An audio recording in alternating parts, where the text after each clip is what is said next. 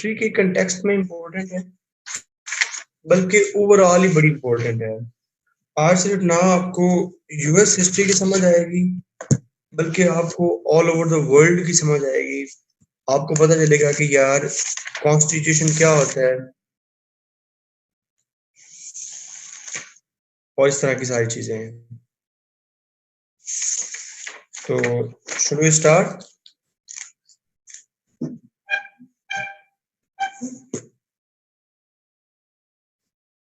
हमने last lecture में ये देखा कि 1776 में उन्होंने आजादी की जंग लड़ी और आजादी की जंग के बाद उनको लगा कि यार अपना कॉन्स्टिट्यूशन बनाना चाहिए। तो जब कॉन्स्टिट्यूशन बनाने की बारी आई तो वहां पे कुछ प्रॉब्लम्स हुए। हम देखते हैं कि अमेरिका का पहला प्रेसिडेंट कौन था?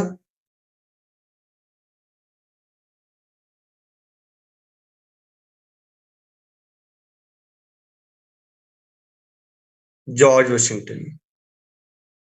और जॉर्ज वाशिंगटन प्रेसिडेंट कब बनता है? जॉर्ज वाशिंगटन तो प्रेसिडेंट बनता है 1789 में जाके। जॉर्ज वाशिंगटन प्रेसिडेंट में जाके।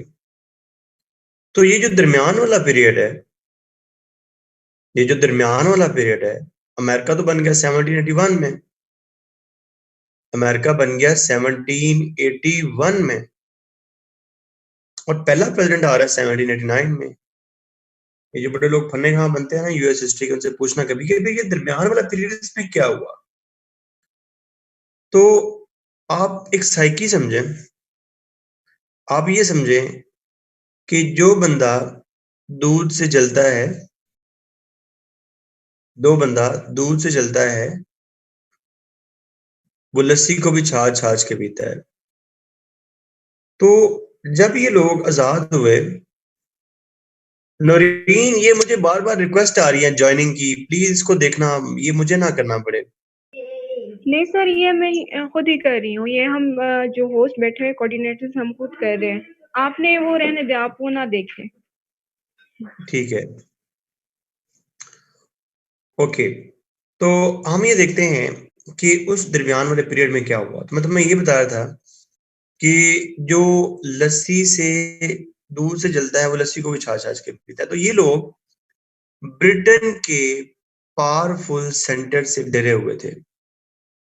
ये लोग ब्रिटेन के पावरफुल सेंटर से डरे हुए थे, इसलिए अमेरिकन हिस्ट्री में 2 कॉन्स्टिट्यूशन पास हुए हैं।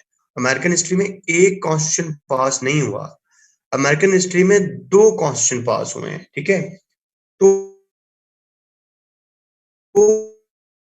1781 में जो पहला कॉन्स्टिट्यूशन पास हुआ वो हुआ 1781 में, और जो दूसरा कॉन्स्टिट्यूशन पास हुआ है वो हुआ 1789 में। ठीक है, अब हम जिस तरह का मातृकाकार है हम इसको कर लेते हैं इधर। तो मैं बताता हूं कि जो पहला कॉन्स्टिट्यूशन पास हुआ वो हुआ 1781 में, जिसका नाम रखा गया आर्टिकल्स ऑफ कन्फेडरेशन।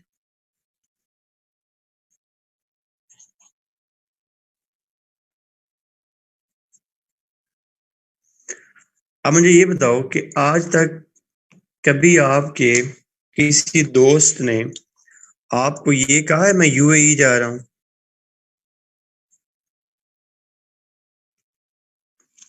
हमेशा उसने क्या कहा होगा? मैं दुबई जा रहा हूं, मैं अबू धाबी जा रहा हूं, मैं जुमेरा जा रहा हूं, मैं रासुल खेमा जा रहा हूं। इसका क्या मतलब है? इसका ये मतलब है कि गवर्नमेंट्स की 2 टाइप्स होती हैं। एक होती है फेडरेशन और एक होती है कन्फेडरेशन। फेडरेशन के अंदर जो सेंट्रल गवर्नमेंट है, फेडरेशन के अंदर जो सेंट्रल गवर्नमेंट है वो स्ट्रांग होती है, और कन्फेडरेशन के अंदर जो स्टेट गवर्नमेंट है वो स्ट्रांग होती है। मतलब अगर हमारा मुल्क फेडरेशन है तो यहाँ पे इस्लामाबाद के पास ज्यादा अथॉरिटी होगी कि पंजाब के पास ज्यादा अथॉरिटी होगी?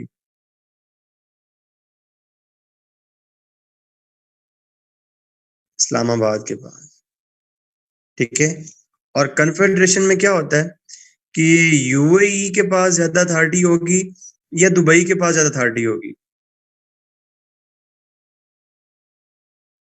दुबई के पास। और दुबई के पास इतनी ज्यादा अथॉरिटी होगी कि दुबई जो है वो खुद एक सॉवरन स्टेट होगी। दुबई खुद क्या होगी? एक सॉवरन स्टेट होगी। तो क्योंकि ये सेंट्रल स्ट्रॉन्ग गवर्नमेंट से डरे हुए थे, क्योंकि ये सेंट्रल स्ट्रॉन्ग गवर्नमेंट से डरे हुए थे, इसलिए उन्होंने 1781 में एक कॉन्स्टिट्यूशन बनाया। This constitution is called articles of confederation, जिसके अंदर ज्यादा रोल किसको दिया? स्टेट को कि सेंटर को? ज्यादा रोल दिया स्टेट्स को, और सेंटर को बहुत लिमिटेड रोल दिया गया। एक पॉलिटिकल फिलोसफर था जिसका नाम था मोंटेस्क्यू।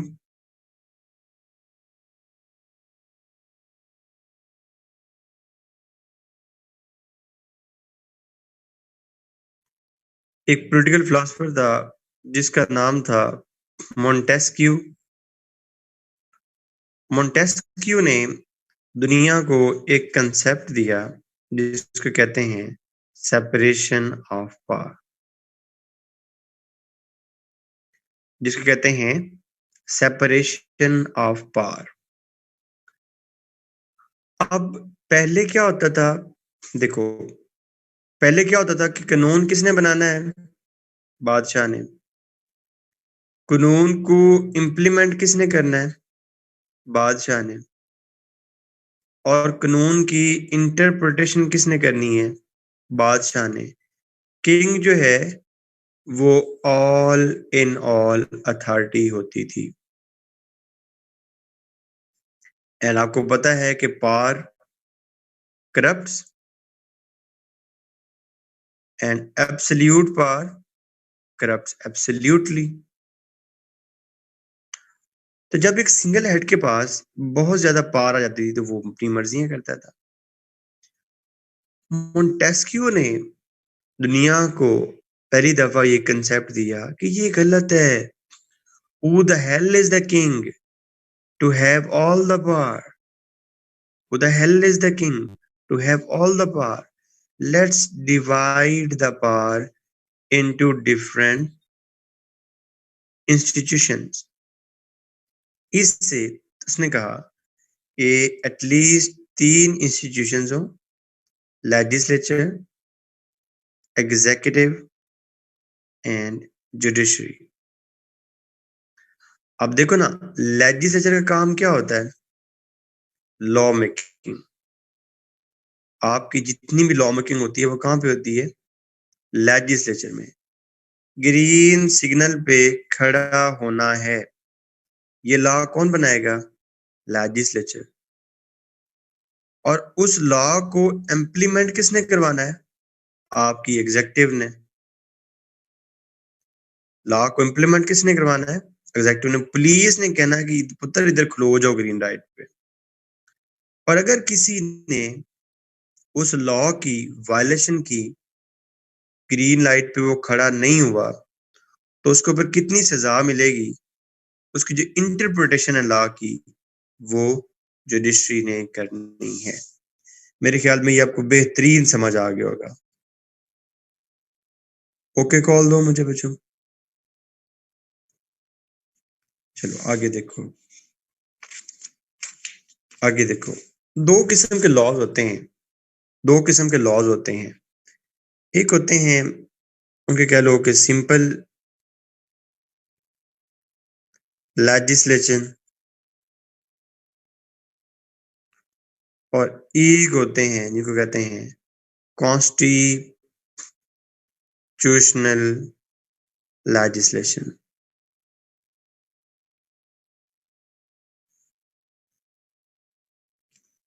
एक कह लो कि ऑर्डिनरी लॉ होता है। नवीद मैंने सिंपल लिखने की कोशिश की थी। और एक होता है कॉन्स्टिट्यूशनल लॉ होता है। ऑर्डिनरी लॉ ये होता है कि हमारी लेजिस्लेचर, हमारी असेंबली कोई भी बिल पास कर दे, वो ऑर्डिनरी लॉ है। और कॉन्स्टिट्यूशनल लॉ वो होता है कि जब उस असेंबली ने अमेंडमेंट करनी होती है, जब उस असेंबली ने अमेंडमेंट करनी होती है, उसको कॉन्स्टिट्यूशनल लॉ कहते हैं। होता क्या है मोस्टली कि ऑर्डिनरी लॉ जो भी पास करना होता है, उसके लिए सिंपल मेजोरिटी चाहिए होती है। मसलन अगर यहाँ पे 51 लोग मान गए हैं तो वो लॉ पास हो जाएगा। जबकि कॉन्स्टिट्यूशन के लिए 2/3 मेजोरिटी चाहिए होती है, मतलब 100 में से 66 बंदों को मनाना पड़ता है।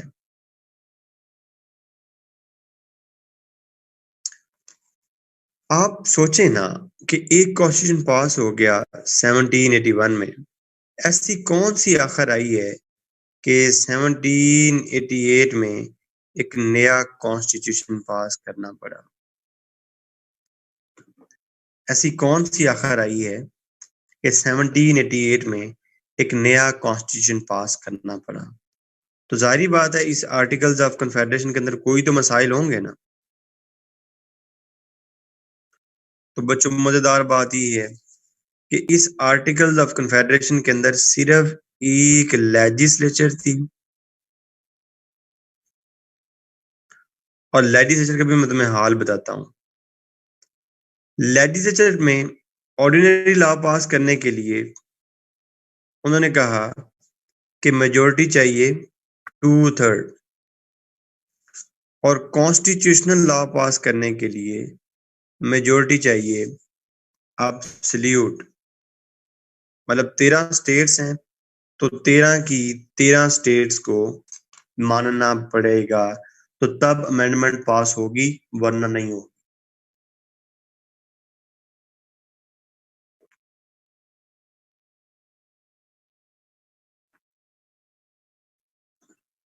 बच्चों मैं एक बड़ी ही आपको सिंपल तरीन तरीके से एक बड़ा ही जबरदस्त जो है ना वो मैं आपको एनालिसिस बताने लगा हूं। उस एनालिसिस को आपने समझना है। पहले मुझे ये बताओ कि कॉन्स्टिट्यूशन लॉ के लिए कितनी मेजोरिटी चाहिए। एब्सोल्यूट। 13 में से कितनी स्टेट्स का वोट चाहिए। 13 का वोट चाहिए। फर्ज करो कि 12 स्टेट्स कह देती हैं कि ठीक है अमेंडमेंट पास कर लो, और एक स्टेट कहती है कि अमेंडमेंट पास ना करो। 12 स्टेट्स कहती हैं कि अमेंडमेंट पास कर लो और एक स्टेट कहती है कि अमेंडमेंट पास ना करो। मेजोरिटी में 12 है कि एक है।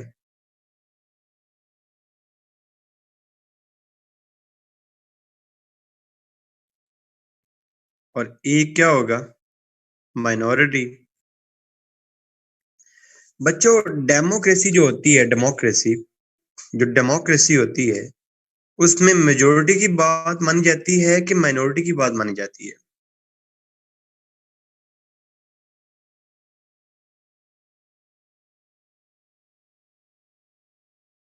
इस केस में मेजोरिटी की बात मानी जा रही है या माइनॉरिटी की बात मानी जा रही है।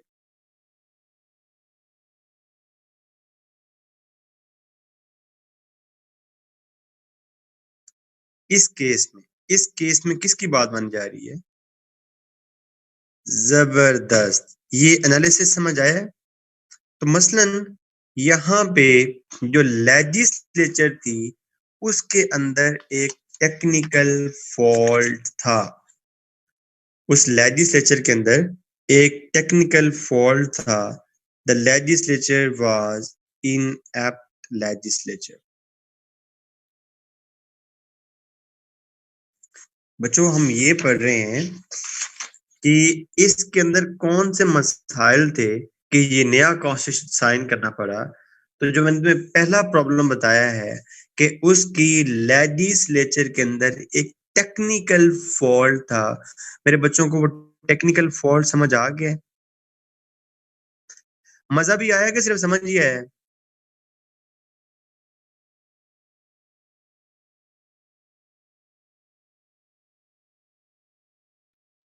अच्छा, चलो आगे देखो, आगे देखो। अच्छा, उसके बाद गवर्नमेंट के क्या मसाइल होते हैं? उसके बाद गवर्नमेंट की कितने इदारे होते हैं? हमने कहा कि 3 इदारे होते हैं, ठीक है? एक लेजिस्लेचर होती है, एक एग्जेक्टिव होती है और एक जुडिशरी होती है। बच्चों ना यहाँ पे एग्जेक्टिव थी और ना ही यहाँ पे जुडिशरी थी। तो जिस मुल्क में एग्जेक्टिव ना हो, जिस मुल्क में जुडिशरी ना हो, मतलब जिस मुल्क में अगर एग्जेक्टिव ना हो, जिस मुल्क में अगर एग्जेक्टिव ना हो, तो वो अपनी लॉ मेकिंग कैसे इन्फोर्स करवाएगा? वो तो अपने अपनी लॉ मेकिंग इन्फोर्स ही नहीं करवा सकेगा। तो क्या जिस मुल्क में लॉ इन्फोर्समेंट एजेंसी ना हो, तो वो मुल्क चल सकता है? नहीं चल सकता, ठीक है? और उसके बाद देयर वाज नो जुडिशरी, ठीक है? तो इन 3-4 और भी इश्यूज थे, इनकी वजह से ये कॉन्स्टिट्यूशन क्या हो गया? आर्टिकल्स ऑफ कन्फेडरेशन क्या हो गया? फेल हो गया, ठीक है? 1787 में जब इनको फील हुआ कि इस कॉन्स्टिट्यूशन के साथ तो हम अपना मुल्क चला ही नहीं सकते, तो उन्होंने कहा कि एक नया जो है हम एक कॉन्स्टिट्यूशन बनाते हैं। उन्होंने एक कन्वेंशन बुलाया and this convention is called Philadelphia convention. बच्चों फिलाडेल्फिया क्या है? लाहौर किसका कैपिटल है? पंजाब का। बॉस्टन किसका कैपिटल है? आज क्लास में रोल पड़ा था उसका, मैसाचुसेट का। तो फिलाडेल्फिया किसका कैपिटल है? पेंसिल्वेनिया का।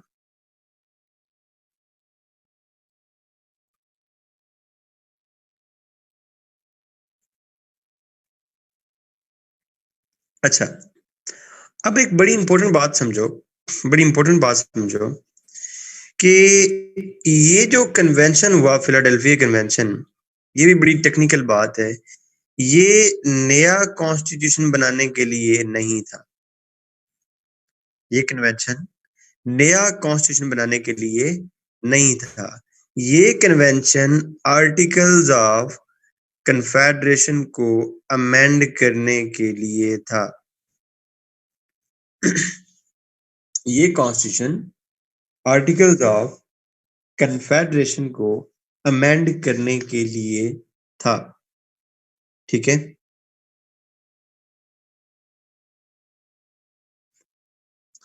तो यहाँ पे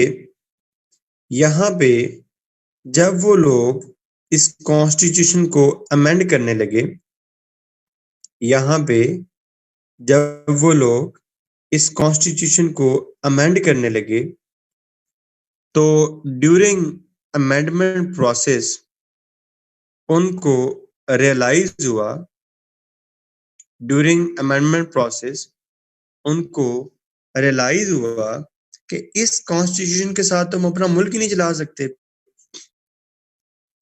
और यहाँ पे एक बड़ा मशहूर जो है उसका एक जुमला है वाशिंगटन का कि articles of confederation are like a rope of sand। ये वाशिंगटन ने कहा था। अब बच्चों रोप ऑफ सैंड का क्या होता है? रेत की रस्सी। मतलब क्या हुआ? उसने कहा कि अगर हम इस आर्टिकल्स ऑफ कन्फेडरेशन के साथ साथ चलते रहे तो बड़ा मसला हो जाएगा। ठीक है, यहाँ पे तो बड़ा मसला हो जाएगा। तो यहाँ पे क्या हुआ, यहाँ पे क्या हुआ कि यहाँ पे क्या हुआ, नरीन मुझे नहीं ये जूम शूम चलाने आते और मुझे नहीं कोई आइडिया इसका कि ये कैसे होगा एवरीवन पे, और मुझे अगर सर मैं इतना पता आपको नहीं होता। कह रही, आप कंटिन्यू करें, मैं होस्ट कोई और है, लाहौर का कोई बंदा है तो इसको कह रही हूँ। अच्छा अच्छा, नहीं यस सर। परेशान ना हो यार, मेरे ख्याल में मुझे एक दफा प्राइवेटली मैसेज कर दो कि मेरे नहीं ख्याल कि तुम्हारा कोई क्वेश्चन होगा। मैं तो आज इतना बड़ी मजेदार तरीके से बिल्कुल ही जिस तरह बच्चों को सिखाते हैं ना, बच्चों जी सर लिखो मैं ए, समझ रही, लेकिन एक दो लिखो स्टूडेंट बी, के लिखो मैसेजेस आ रहा सी। है। I just want to ask from students, बच्चों को मसला है? बच्चों कोई अंडरस्टैंडिंग में करने में मसला है?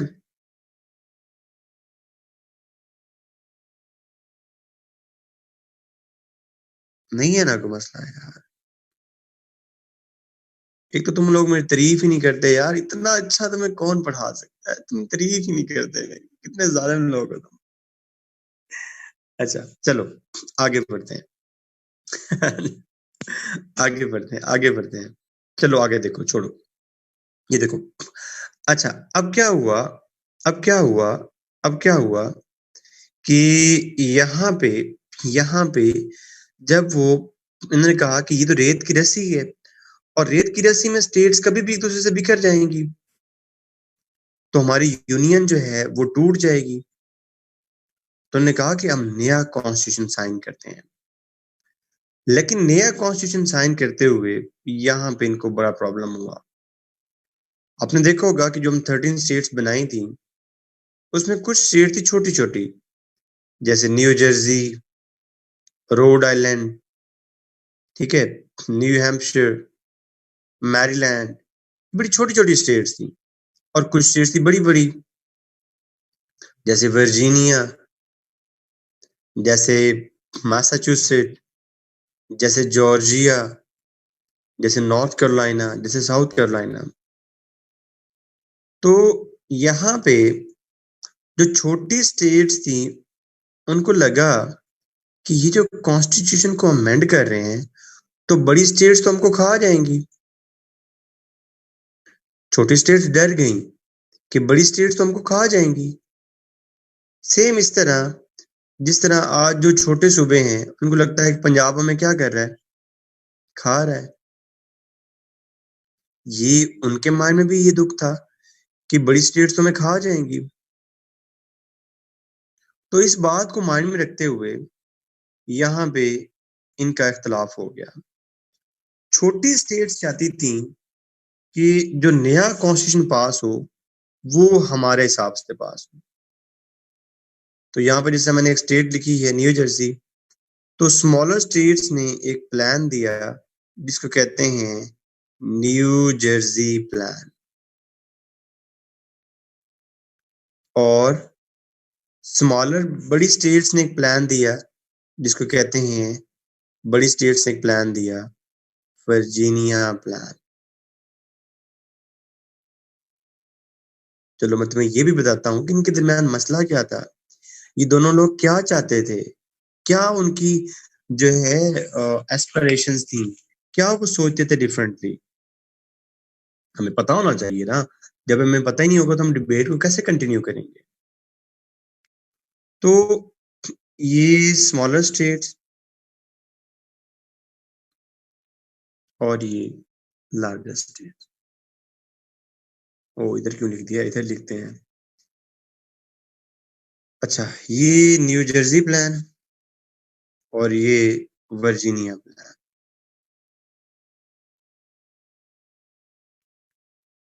स्मॉलर स्टेट्स यहाँ पे उनकी पॉपुलेशन थोड़ी थी और लार्जर स्टेट्स की पॉपुलेशन ज्यादा थी।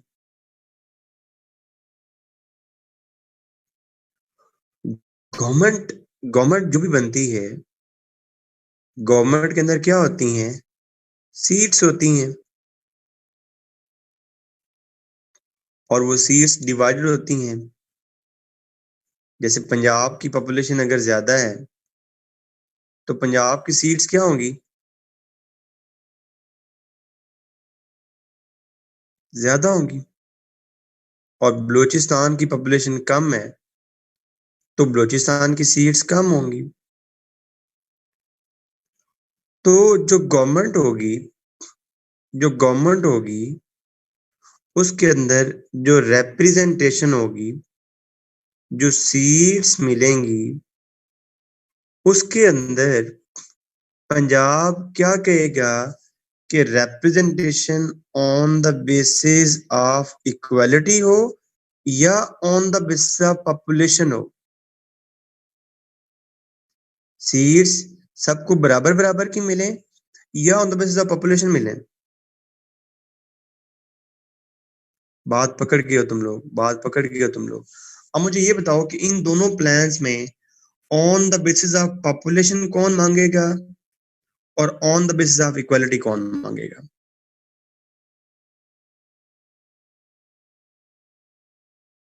वर्जीनिया प्लान वाले क्या मांगेंगे? इक्वल के पॉपुलेशन की बेस पे।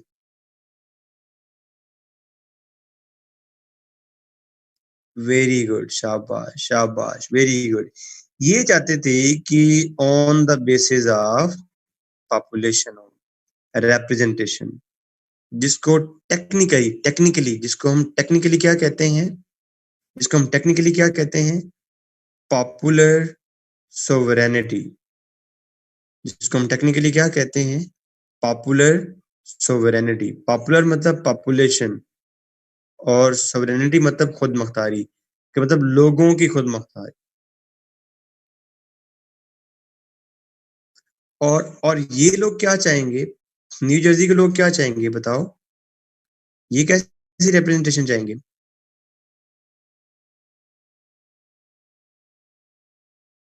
इक्वालिटी की बेसिस पे, इक्वालिटी की बेसिस पे। मेरे बच्चों को ये बात समझ आया? पहला पॉइंट समझ आया? जो रिप्रेजेंटेशन का इशू था इनका आपस में, वो समझ आ गया मेरे बच्चों को? चलो अब मेरी बात सुनो। गवर्नमेंट्स की दो टाइप्स होती हैं, एक होती है फेडरेशन और एक होती है कन्फेडरेशन। फेडरेशन में कौन स्ट्रांग होता है? सेंटर के स्टेट, सेंटर। और कन्फेडरेशन में कौन स्ट्रांग होता है? सेंटर के स्टेट, स्टेट्स। पंजाब की पॉपुलेशन ज्यादा है, पंजाब की पॉपुलेशन ज्यादा है, पंजाब के बंदे ज्यादा जाएंगे सेंटर में। पंजाब की पॉपुलेशन ज्यादा है, पंजाब के लोग ज्यादा सेंटर में जाएंगे, पंजाब का सेंटर के ऊपर ज्यादा कंट्रोल होगा। पंजाब की पॉपुलेशन ज्यादा है, पंजाब में से ज्यादा लोग सेंटर में जाएंगे और सेंटर के ऊपर ज्यादा कंट्रोल होगा पंजाब का। और यहाँ पे इनके लोग थोड़े होंगे, इनका सेंटर के ऊपर कंट्रोल क्या होगा? कम होगा। पहले बच्चों मुझे ये बताओ कि पंजाब क्या ये चाहेगा कि मेरी सेंट्रल गवर्नमेंट स्ट्रांग हो कि मेरी स्टेट गवर्नमेंट स्ट्रांग हो?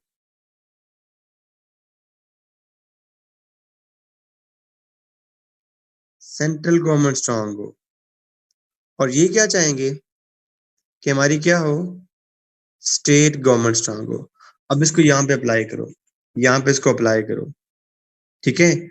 अब मुझे ये बताओ कि गवर्नमेंट की जो टाइप है उसके हिसाब से ये क्या मांगेंगे? सेंट्रल गवर्नमेंट स्ट्रांग हो कि स्टेट गवर्नमेंट स्ट्रांग हो? वर्जीनिया प्लान वाले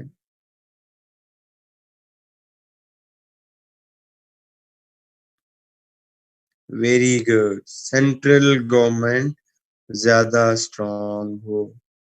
मैंने तुमसे वादा किया था कि रट्टा तो मैंने आपसे लगवाना ही नहीं है। इसको मतलब क्या कहते हैं ना, इची बीची समझो इसकी, कैसे, क्यों, और इनका क्या स्ट्रांग होगा, ये क्या डिमांड करेंगे, स्टेट गवर्नमेंट स्ट्रांग हो। ठीक है बच्चों, अच्छा ये दूसरा हो गया। जो चाहेंगे सेंटर स्ट्रांग हो उनको हम क्या कहेंगे, वो फेडरेशन होना चाहेंगे ना, जो सेंटर को स्ट्रांग देखना चाहते हैं वो फेडरेशन होना चाहेंगे ना, उनको हम कहेंगे फेडरलिस्ट। और जो ये होंगे उनको हम क्या कहेंगे, एंटी फेडरलिस्ट।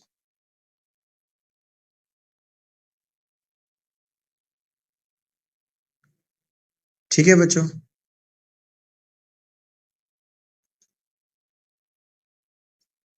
अच्छा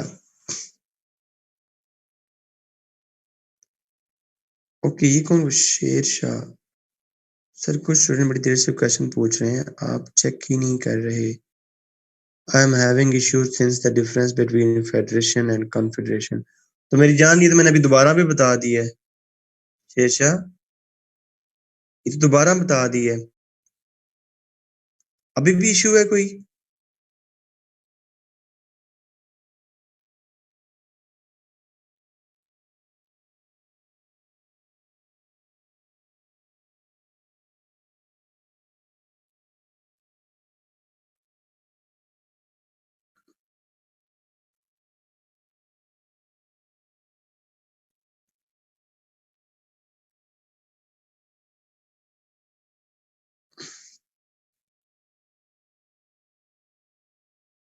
यार मुझे ये नहीं करना आता अब,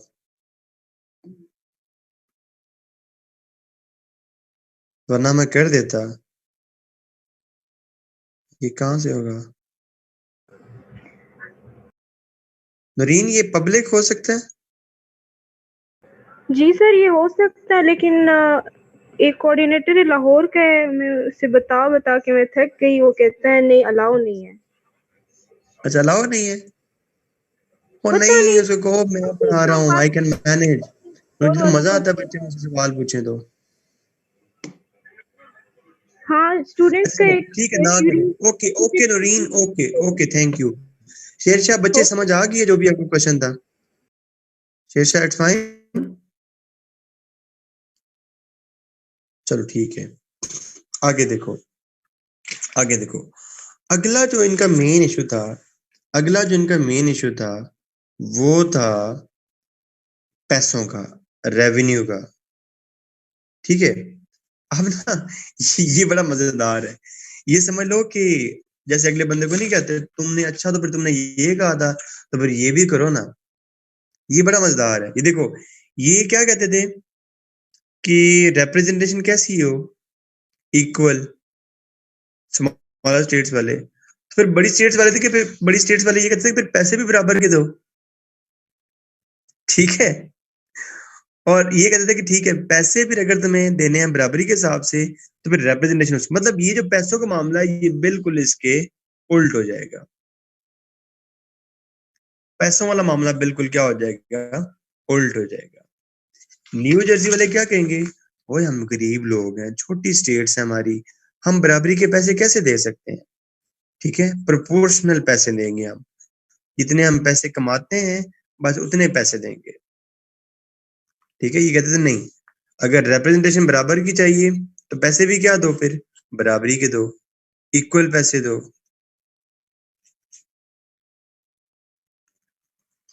बच्चों जब इनके दरमियान इतने ज्यादा मसाइल थे, इनके दरमियान इतने ज्यादा मसाइल थे, तो यहाँ पे हुआ एक ग्रेट कॉम्प्रोमाइज,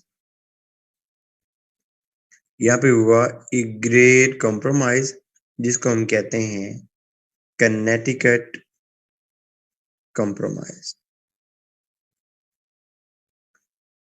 कनेटिकट कॉम्प्रोमाइज, अब कॉम्प्रोमाइज क्या होता है, कुछ बातें माननी होती हैं और कुछ बातें मनवानी होती हैं। कॉम्प्रोमाइज 100% नहीं होता।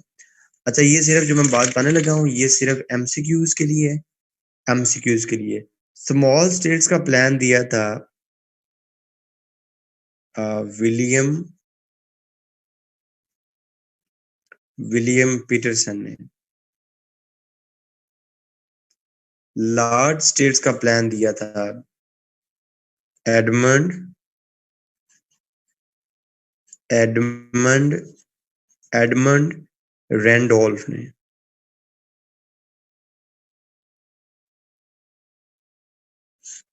और जो कंप्रोमाइज करवाया कनेटिकट। अच्छा, कनेटिकट क्या है भला? कनेटिकट क्या है भला? पता तुम्हें कनेटिकट क्या है? उनकी एक स्टेट का नाम है कनेटिकट। कनेटिकट कंप्रोमाइज तो ये करवाया था रॉजर रॉजर शर्मन ने। ये बड़ा ही मजेदार कंप्रोमाइज था, बड़ा ही मजेदार कंप्रोमाइज था। इस कंप्रोमाइज में पॉइंट ये था, ओहो एक तो तुम तब बात करने लोगे, ये इनका फिफ्थ डिफरेंस भी लिख लो, फिफ्थ डिफरेंस भी लिखो इनका। गवर्नमेंट की हाउसेज के हिसाब से दो टाइप्स होती हैं। कुछ गवर्नमेंट्स होती हैं जिनको कहते हैं बाई कैमरल, जिनके अंदर दो हाउस होते हैं, अपर हाउस और लोअर हाउस। विलियम पीटरसन ने, छोटी स्टेट्स का विलियम पीटरसन ने, बड़ी स्टेट्स का एडमंड रैंडोल्फ ने, और कंप्रोमाइज जो करवाया वो करवाया रॉजर शर्मन ने।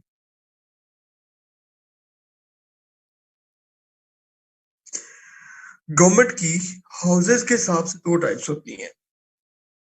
एक होती है बाई कैमरल, जिसके अंदर एक अपर हाउस होता है, एक लोअर हाउस होता है, दो हाउसेज होते हैं उसके अंदर। और एक होती है यूनिकैमरल, जिसके अंदर सिर्फ एक ही हाउस होता है। पंजाब की पॉपुलेशन ज्यादा है तो पंजाब क्या कहेगा, भाईजान दो हाउस बनाते हैं, इधर भी हमारे ज्यादा लोग होंगे, इधर भी हमारे ज्यादा लोग होंगे, और ओवरऑल मेजोरिटी किसकी हो जाएगी, हमारी होगी, और हम दूसरों को वैसे क्रश कर देंगे। पंजाब की पॉपुलेशन ज्यादा है तो पंजाब कहेगा भाईजान दो हाउसेस बनाते हैं, इधर भी हमारे ज्यादा लोग होंगे, इधर भी हमारे ज्यादा लोग होंगे, ओवरऑल मेजोरिटी हमारी ज्यादा हो जाएगी, और हम दूसरों को वैसे क्रश कर देंगे। ये कहेंगे नहीं नहीं नहीं नहीं, हाउस क्या रखना है हमने, सिंगल रखना है। हाउस क्या रखना है हमने, सिंगल रखना है। ठीक है, अब मुझे ये बताओ कि इसमें न्यू जर्सी प्लान वाले यूनिकैमरल चाहेंगे कि बाई कैमरल चाहेंगे? यूनिकैमरल।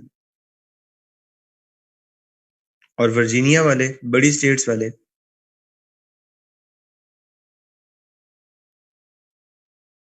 By cameral.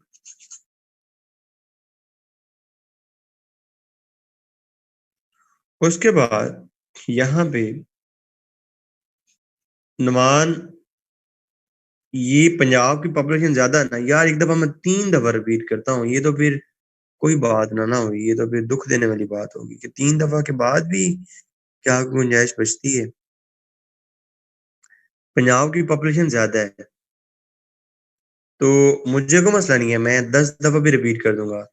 लेकिन फिर जाहिर बात है 85 लोग हैं, तो कुछ लोग तो कह रहे होंगे कि यार ये क्या मतलब ना। तो बच्चियां चचियां भी हैं क्लास में, तो उनके सामने जरा रिस्पेक्ट रखा करो ना अपनी। पंजाब की पॉपुलेशन ज्यादा है, पंजाब कहता है कि दो हाउसेज होंगे, दोनों हाउसेज में हमारी मेजोरिटी होगी, दोनों हाउसेज में हमारी मेजोरिटी होगी, तो ओवरऑल मेजोरिटी हमारी हो जाएगी, और हम दूसरों को वैसे ही क्रश कर देंगे।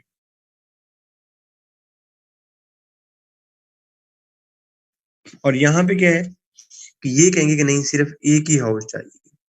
तो लार्ज स्टेट चाहती थी बाइकैमरल हाउस, और सिंगल स्टेट चाहती थी यूनिकैमरल हाउस। अब मैंने तुम्हें इसके 5 पॉइंट्स बता दिए। Sir upper house representation is equal then why they were large। और मेरे भाई ये जिंदगी में पहली दफा सेनेट की बात हो रही है। आज जो तुम्हें ये कहानियां मिलती है ना कि अपर हाउस में इक्वल है, लोअर हाउस में ये, वो ये बाद में डेवलपमेंट हुई है। दे वर द पायनियर, ये पहले लोग थे जिन्होंने तुम्हें कॉन्स्टिट्यूशन बताया, जिन्होंने तुम्हें सेनेट का बताया।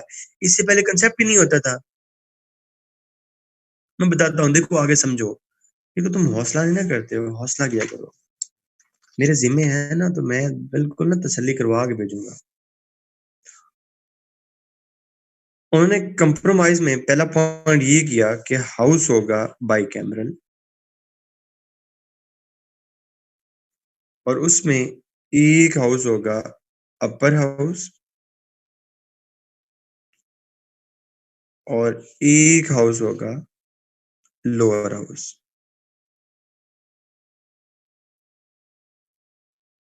अपर हाउस का उन्होंने नाम रखा सेनेट, और लोअर हाउस का नाम रखा हाउस ऑफ रिप्रेजेंटेटिव।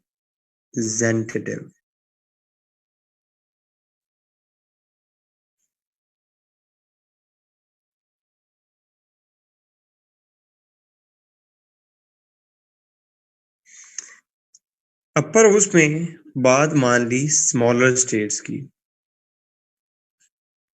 और लोअर हाउस में बात मान ली लार्जर स्टेट्स की, और कहा कि अपर हाउस में रिप्रेजेंटेशन होगी on the basis of equality, और लोअर हाउस में रिप्रेजेंटेशन होगी on the basis of population. इसका मतलब क्या है? इसका मतलब है कि कैलिफोर्निया की पॉपुलेशन ज्यादा है,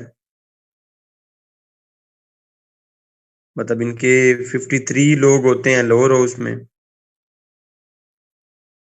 और अलास्का की पॉपुलेशन कम है, इसका तकरीबन जो है एक बंदा होता है लोअर हाउस में। तो जब भी बिल पास होगा तो अलास्का को क्या फीलिंग आएगी?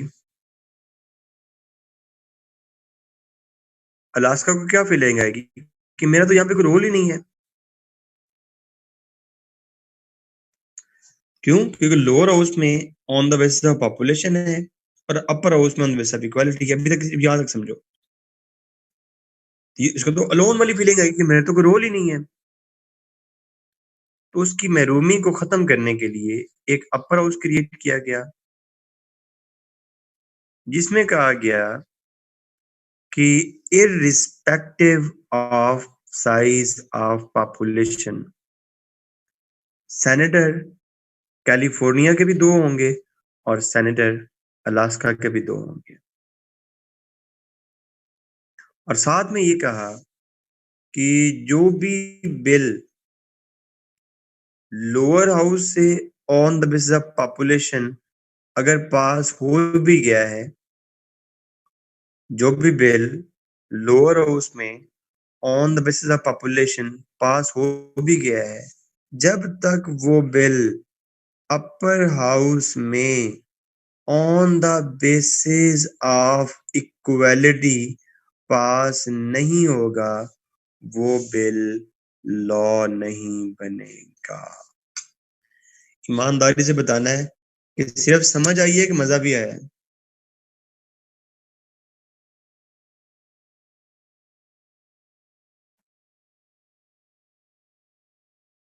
चस आ गई है? ठीक है जी।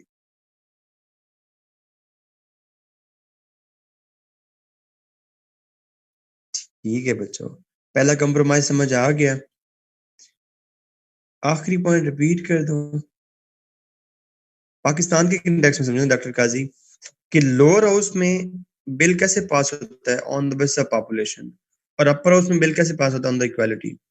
देखो ना, जो भी बिल लोअर हाउस में पास हो जाएगा ना, तो छोटी स्टेट्स को तो यही लगेगा ना कि यार हम तो यहाँ पे है ही नहीं। तो उन्होंने कहा कि जो बिल लोअर हाउस में on the basis of population pass होगा, जब तक वो बिल अपर हाउस में on the basis of equality pass नहीं होगा, वो बिल पास नहीं होगा।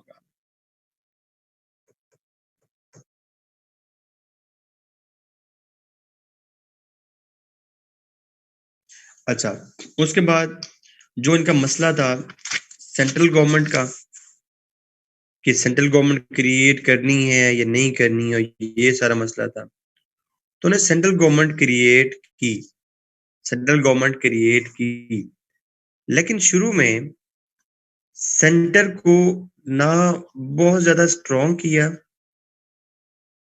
ना सेंटर को बहुत ज्यादा वीक किया।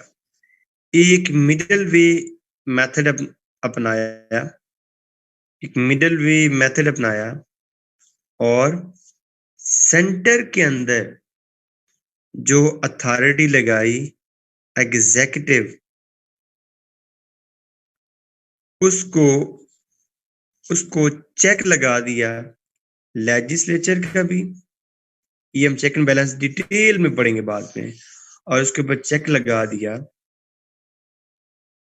जुडिशरी का भी, ताकि सेंटर जो है वो ज्यादा स्ट्रॉन्ग ना हो। मैं रिपीट कर रहा हूँ, जो ये इशू था कि सेंट्रल गवर्नमेंट ज्यादा स्ट्रांग हो या स्टेट गवर्नमेंट ज्यादा स्ट्रांग हो, तो ना उसको बहुत ज्यादा स्ट्रांग किया, ना उसको बहुत ज्यादा वीक किया। एक मिडल वे अपनाया जिसके अंदर एक एग्जीक्यूटिव अथॉरिटी क्रिएट की, और उस एग्जीक्यूटिव अथॉरिटी के ऊपर लेजिस्लेचर का भी चेक लगा दिया, और उसके ऊपर जुडिशरी का भी चेक लगा दिया। और ये मैं तुम्हें पूरी डिटेल में इसी क्लास में बाद में बताऊंगा।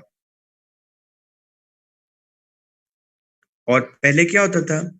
पहले ये होता था कि सेंटर के पास ट्रेड पॉलिसी नहीं होती थी, तो यहां पे इन्होंने ट्रेड पॉलिसी भी सेंटर को दे दी। अब मुझे ये बताओ, जब हम ये पढ़ रहे थे, प्रॉब्लम इसके, जब सेंट्रल एग्जीक्यूटिव अथॉरिटी नहीं है तो कोई सेंट्रल टैक्सेशन सिस्टम होगा?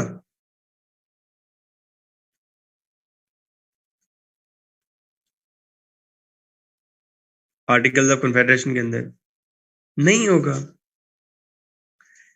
ये बात बड़ी मजेदार है, ये बात बड़ी इंपॉर्टेंट है कि आर्टिकल्स ऑफ कन्फेडरेशन के अंदर टैक्सेशन सिस्टम क्रिएट ही नहीं किया गया था।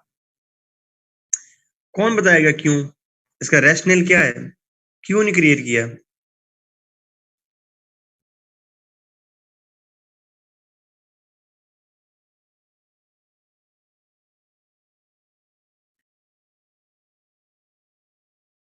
ब्रिटेन की गवर्नमेंट की याद करो, अपनी दूसरी क्लास याद करो, उनका मसला क्या था? मेन मसला ब्रिटेन के साथ था क्या?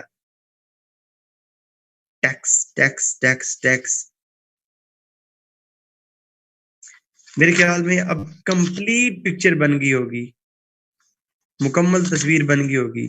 यहां पर उन्होंने कहा कि सेंटर के पास टैक्सेशन अथॉरिटी भी होगी, जिसके अंदर इंटरनल टैक्सेस, एक्साइज टैक्सेस भी वो लगा सकती है, और एक्सटर्नल टैक्सेस, कस्टम ड्यूटीज भी वो लगा सकती है।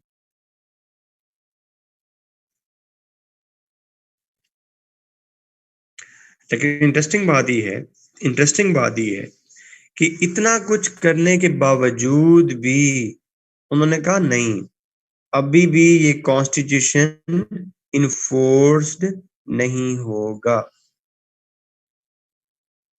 अभी भी ये कॉन्स्टिट्यूशन इन्फोर्स नहीं होगा। क्यों? क्यों वो ऐसे कि जब तक इसको आपकी, उन्होंने कहा, आपकी यहाँ पे 9/13, मतलब almost 3/4 majority of the states, जब तक 9 स्टेट्स इसको रेटिफाई नहीं करेंगी, ये इन्फोर्स नहीं होगा। ये बात समझ आई बच्चों? अगेन यहाँ पे जो स्मॉलर स्टेट्स थी वो दोबारा खड़ी हो गई,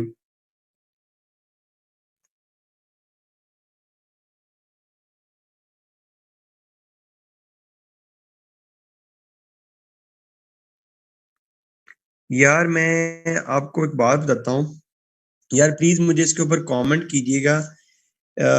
क्या प्लीज बड़ा मतलब मुझे सिंसियर कमेंट करना तुम लोगों ने, ये प्लीज मेरा तुमसे वादा है।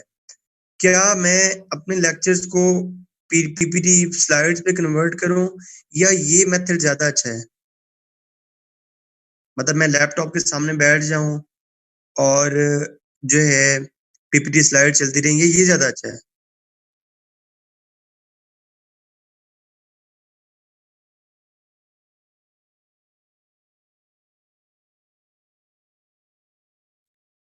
ठीक है यार बच्चे, जो आप कौन बच्चा था जो कह रहा था मैं, देखो मुझे मुझे जो है ना, मैं आपको बताता हूँ, मुझे जो है ना वो बड़ा आसान है। मुझे मुझे वो बड़ा आसान है, वो जो मेथड है ना, कि मैं जो है सुकून से पीछे बैठ जाऊं ऐसे करके, बेहतरीन टेक लगा के सामने लैपटॉप चलता रहे और मैं, मुझे तो वो ज्यादा आसान है। ठीक है ना? लेकिन मेरे लिए ये ज्यादा ज्यादा मुश्किल है कि एक हाथ से मैं मोबाइल पकड़ता हूँ, एक हाथ से मैं लिखता हूँ।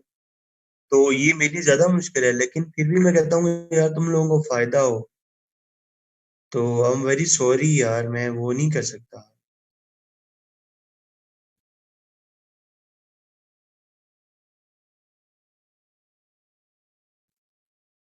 कि देखो मैं तो यही चाहता हूँ ना कि देखो, एक अगर तुम लोग ने मुझ पे ट्रस्ट किया है या नोवा पे ट्रस्ट किया है, तो I think you should get the best.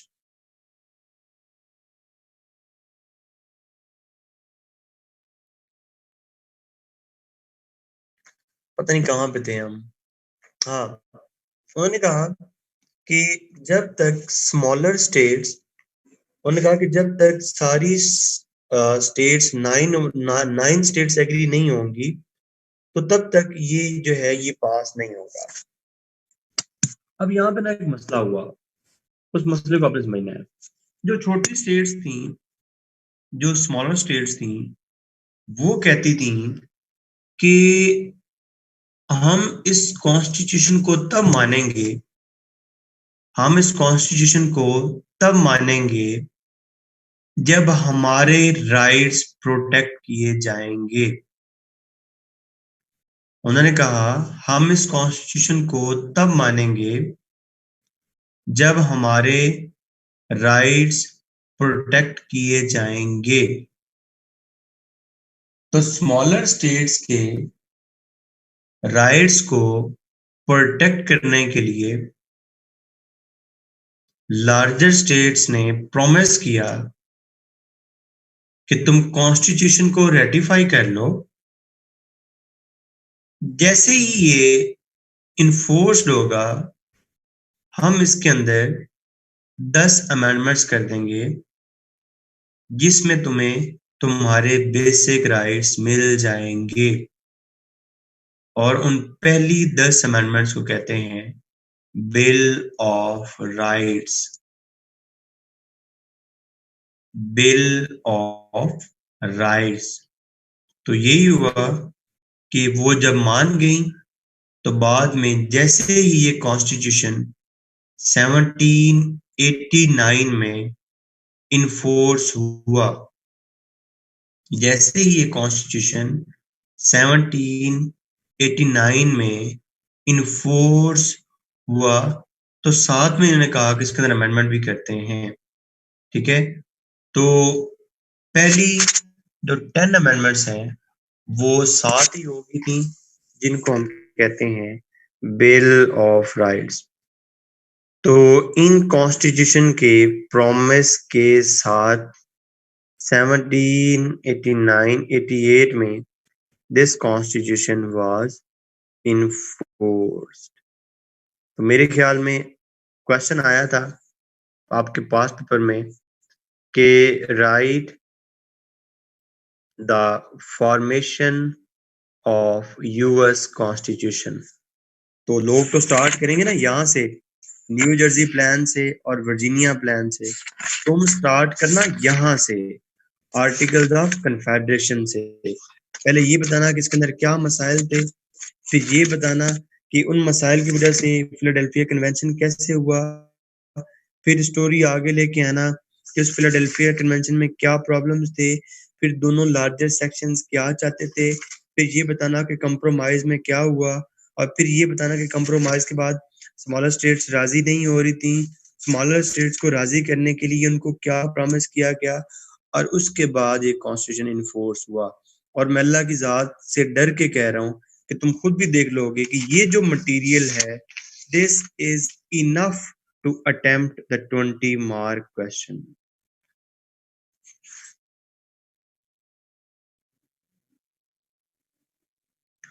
बच्चों आगे चलें।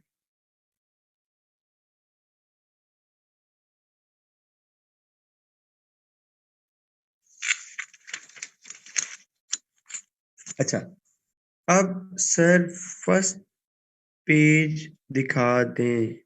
फर्स्ट पेज को देख के क्या करना है?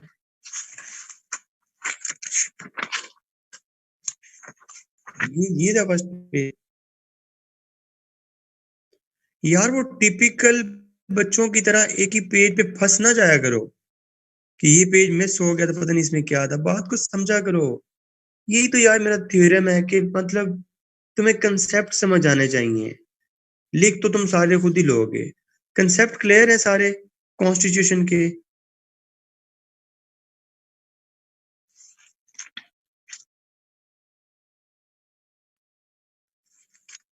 अच्छा, अब हम देखते हैं इस कॉन्स्टिट्यूशन के सेलिएंट फीचर्स क्या थे। इस कॉन्स्टिट्यूशन के सेलिएंट फीचर्स क्या थे?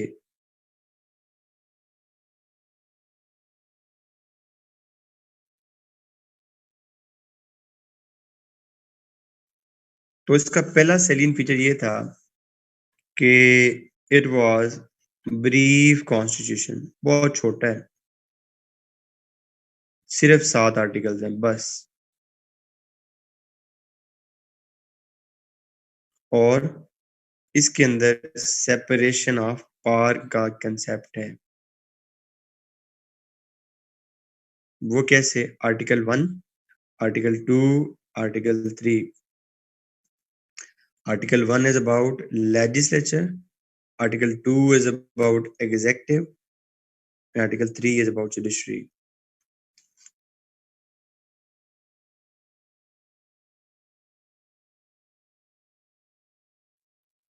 And it is the written constitution. आपको पता है ना, ब्रिटेन का कॉन्स्टिट्यूशन तो अनरिटन है, it is written in nature, it is federal in nature.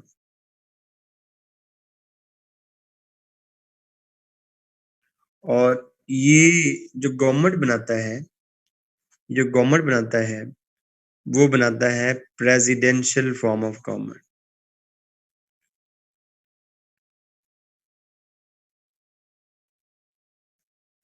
चलो मैं तुम्हें ये भी समझाता हूँ कि तुम्हें ये बताता हूँ कि प्रेसिडेंशियल फॉर्म ऑफ गवर्नमेंट क्या होती है और पार्लियामेंट्री फॉर्म ऑफ गवर्नमेंट क्या होती है। एक सिंपल सा फार्मूला है, तुमने वो समझना, तुम्हें सारी कहानी समझ आ जाएगी। देखो मेरी बात सुनो। हमारा चीफ एग्जीक्यूटिव ऑफिसर है प्राइम मिनिस्टर। हमारा एग्जीक्यूटिव ऑफिसर है प्राइम मिनिस्टर। और जो मॉडर्न डेफिनेशन है गवर्नमेंट की वो होती है प्राइम मिनिस्टर प्लस उसकी कैबिनेट, इसको मिला के कहते हैं गवर्नमेंट। आपकी सुप्रीम कोर्ट का एक केस है 2015 का, Mustafa case, something like this. उसमें प्रॉपर डिफाइन है कि पीएम और उसकी कैबिनेट जो है वो गवर्नमेंट है। एक छोटी सी मुझे ये बात बताओ कि हमारे पीएम ने जब इलेक्शन लड़ा था तो वो एज एन एमएनए लड़ा था या फॉर द पीएम लड़ा था?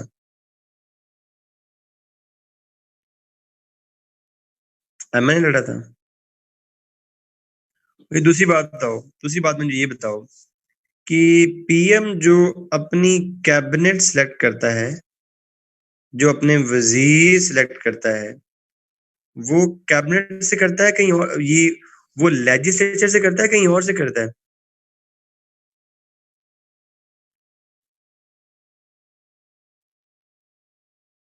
लेजिस्लेचर से करता है।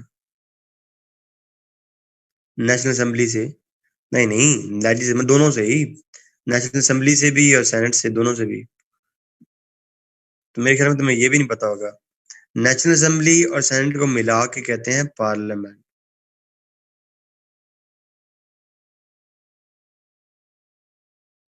मैं रिपीट कर रहा हूँ, हमारा एग्जीक्यूटिव ऑफिसर प्राइम मिनिस्टर है, और प्राइम मिनिस्टर पहले किसका पार्ट बना?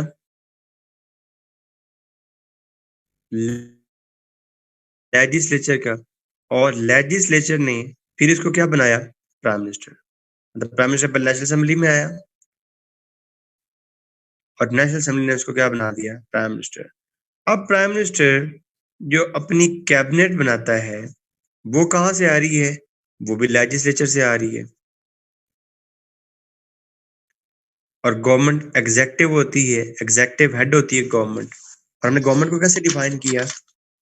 हमने कहा कि पीएम प्लस एग्जेक्टिव हमारी क्या है? गवर्नमेंट है। अब मुझे ये बताओ कि हमारी गवर्नमेंट लेजिस्लेचर के साथ इसका कनेक्शन है कि नहीं है?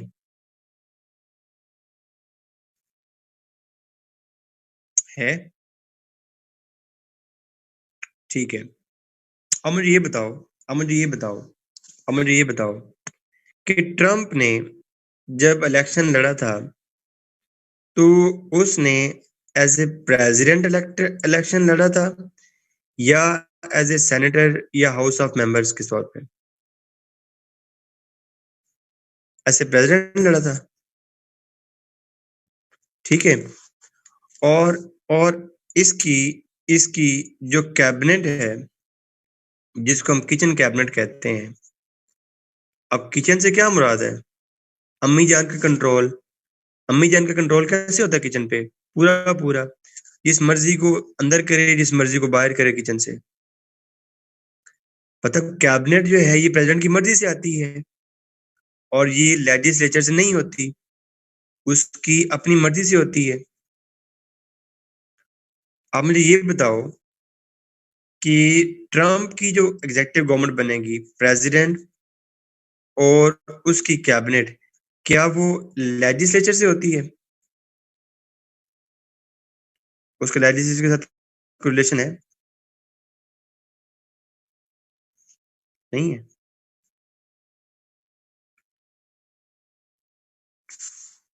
हमारे पीएम को किसने सेलेक्ट किया है? लेजिस्लेचर ने।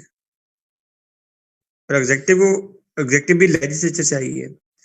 जब ये दोनों लेजिस्लेचर से आए हैं, तो क्या ये लेजिस्लेचर को जवाबदेह हैं?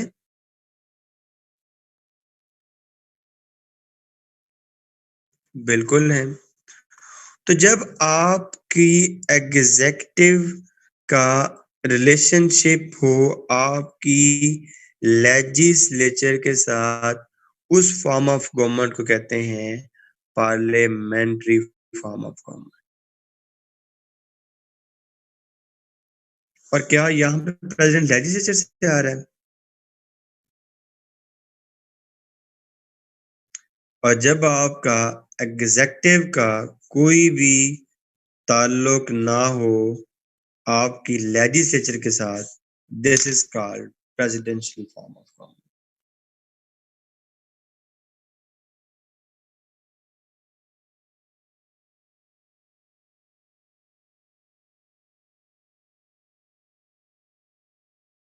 No, president is not answerable to parliament.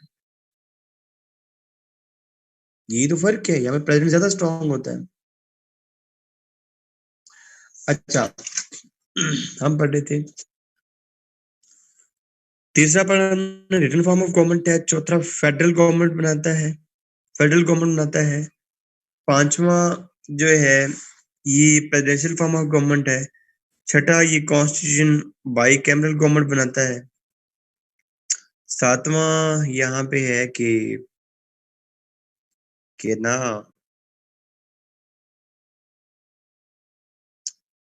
हमारे यहाँ सुपरमेसी किसको बिलोंग करती है?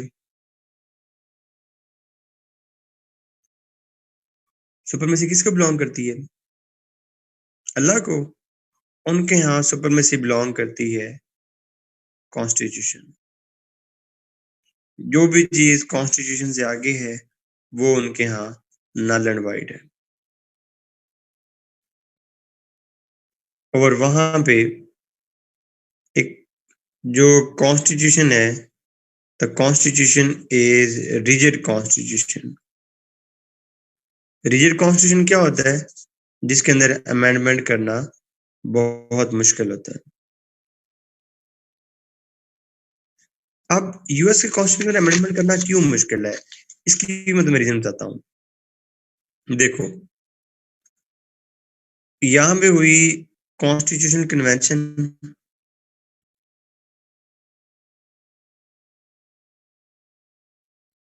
ठीक है, यहां पे हुआ कॉन्स्टिट्यूशनल कन्वेंशन, उसके अंदर लेजिस्लेचर के अंदर अमेंडमेंट बिल आया, लेजिस्लेचर ने वो बिल 2/3 मेजोरिटी के साथ पास कर लिया। उसके बाद वो बिल आया प्रेसिडेंट के पास, प्रेसिडेंट ने भी उस बिल को ओके कर दिया। क्या अब अमेंडमेंट हो जाएगी? वो तो जानी चाहिए, लेकिन अमेंडमेंट नहीं होती।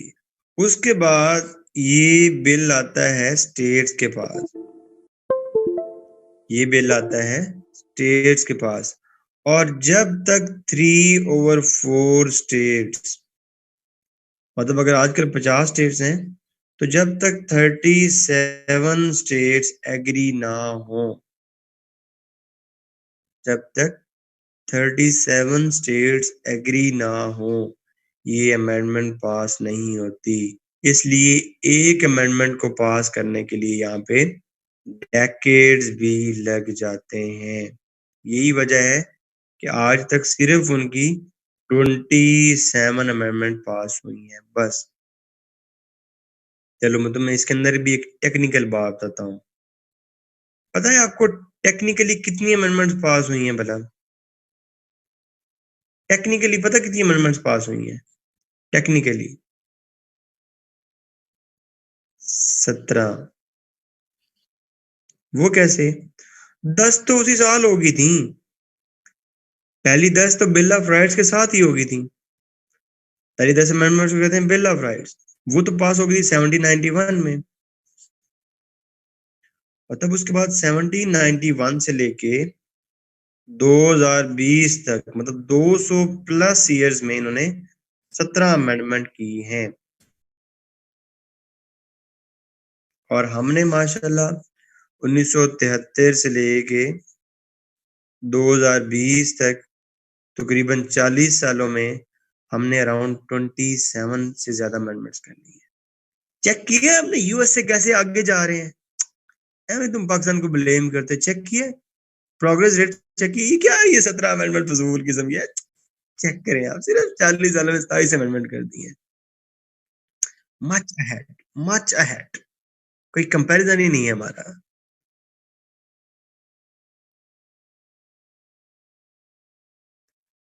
मेरे बच्चों बात समझ आई है? क्लियर है सारा? कोई सिंगल डाउट? अच्छा, इसका अगला फीचर है, और उस फीचर को कहते हैं चेक्स एंड बैलेंस। उस सिस्टम को कहते हैं चेक्स एंड बैलेंस। ये एक उनका सेलियंट फीचर है। लेकिन जिस तरह मैंने तुम्हें कहा था सेकंड क्लास में कि वो सिर्फ मर्केंटालिज्म पे भी अलग सवाल पूछ सकता है, इसी तरह वो चेक्स एंड बैलेंस पे भी अलग सवाल पूछ सकता है। तो हम चेक्स एंड बैलेंस को अलग से डिटेल में देखेंगे। और इवन कि आपके जो कोर्स है यूएस हिस्ट्री का कोर्स है, उसके अंदर भी ये अलग से दिया हुआ है सैलिएंट फीचर्स, और ये चेक्स एंड बैलेंस अलग से दिए हुए हैं। तो अब हम सिर्फ और सिर्फ चेक्स एंड बैलेंस पढ़ते हैं कि ये क्या होते हैं।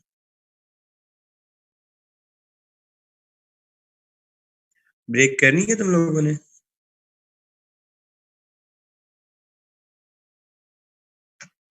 ब्रेक लेनी है?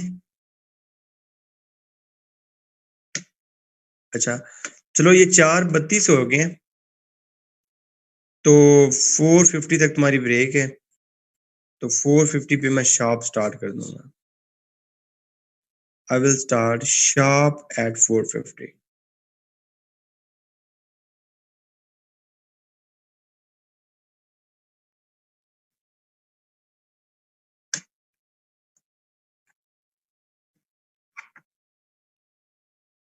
अमेंडमेंट इनिशिएट होती है लेजिस्लेचर में। दोनों में से स्टेट्स भी अमेंडमेंट इनिशिएट कर सकते हैं।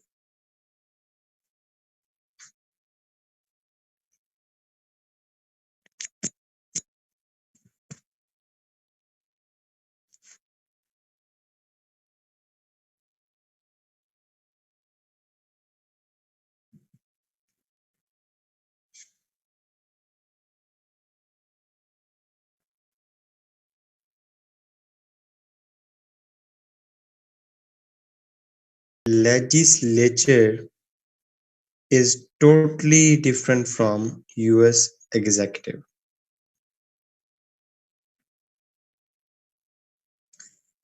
ये बात क्लियर है? US legislature is totally different from US executive. Legislature का एग्जीक्यूटिव के साथ कोई भी रिलेशनशिप नहीं है। अब देखते हैं कि ये चेक एंड बैलेंस कैसे है। देखें, ये इस तरह है कि लेजिस्लेचर का एग्जीक्यूटिव के ऊपर और एग्जीक्यूटिव का जुडिशरी के ऊपर, जुडिशरी का लेजिस्लेचर के ऊपर, फिर जुडिशरी का एग्जीक्यूटिव के ऊपर, एग्जीक्यूटिव का लेजिस्लेचर के ऊपर और लेजिस्लेचर का जुडिशरी के ऊपर एक सिस्टम है। उस सिस्टम को हम system of check and balance कहते हैं। उसमें क्या होता है? उसमें होता ये है कि इनमें हर इंस्टीट्यूशन अपनी अपनी डोमेन में काम करता है और कोई भी इंस्टीट्यूशन दूसरे की डोमेन में नहीं जाता और उनके दरमियान एक वर्केबल बैलेंस रहता है और इनमें से कोई भी एक इंस्टीट्यूशन जो है वो ओवर पावर्ड नहीं होता। इनमें से कोई एक इंस्टीट्यूशन ओवर पावर्ड नहीं होता। मैं आपको मिसाल बताता हूँ। मिसाल ये है कि लेजिस्लेचर जो भी बिल पास करती है वो भेजती है एग्जीक्यूटिव के पास और एग्जीक्यूटिव के पास अथॉरिटी होती है कि वो उस बिल को पास कर दे या वो उस बिल को वीटो कर दे। लेजिस्लेचर के पास बिल पास करती है, वो बिल पास करती है सिंपल मेजोरिटी के साथ, 51 बंदे को वोट चाहिए। बिल चले जाता है एग्जीक्यूटिव के पास, एग्जीक्यूटिव या उस बिल को पास कर देता है या उस बिल को वीटो करके रोक देता है। मेरी बात सुनो, अगर लेजिस्लेचर के पास, अगर लेजिस्लेचर के ऊपर प्रेसिडेंट की बिल पास करने की या वीटो करने की अथॉरिटी ना हो तो लेजिस्लेचर क्या हो जाएगी?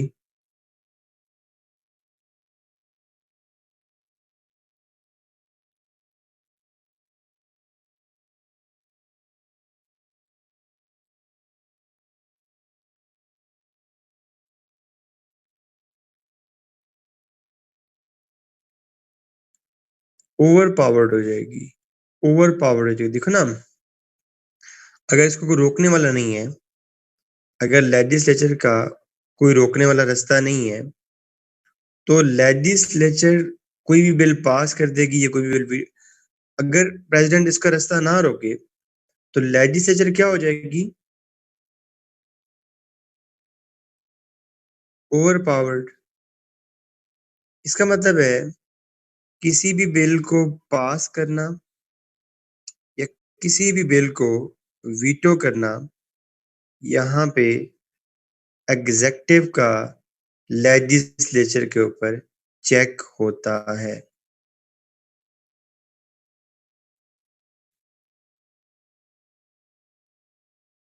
ये बात समझ आ गई बच्चों?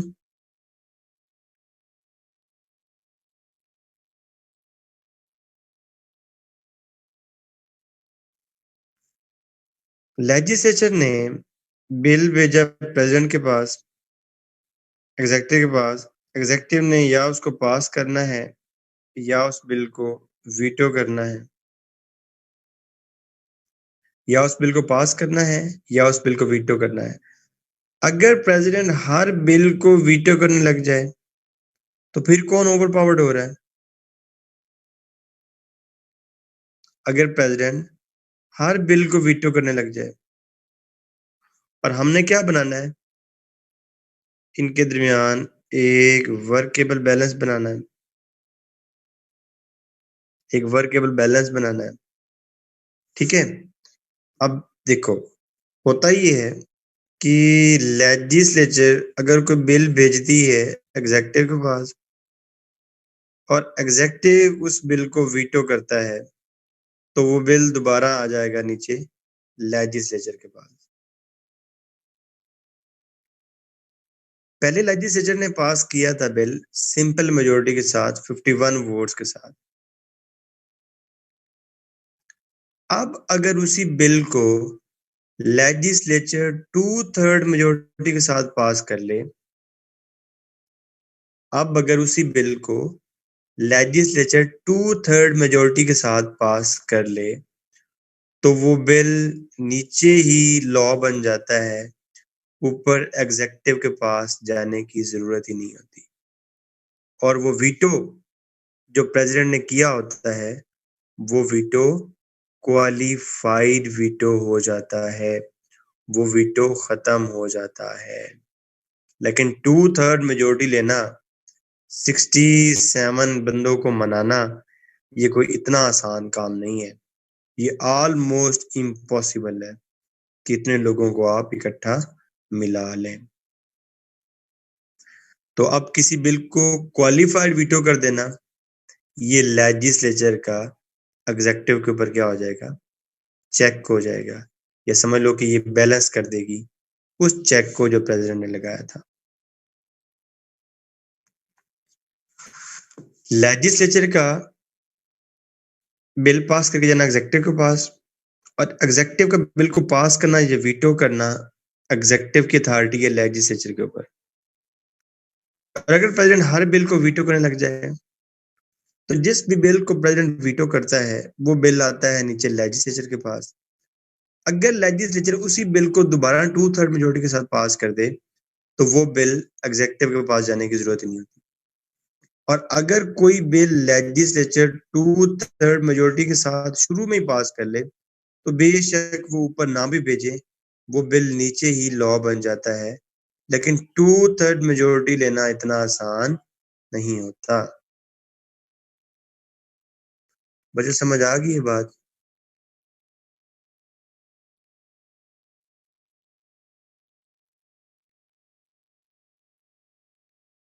अच्छा, आप देखो,